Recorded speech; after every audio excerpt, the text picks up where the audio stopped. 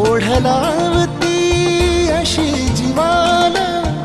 गावाकडची माती, साद घालती पुन्हा नव्याने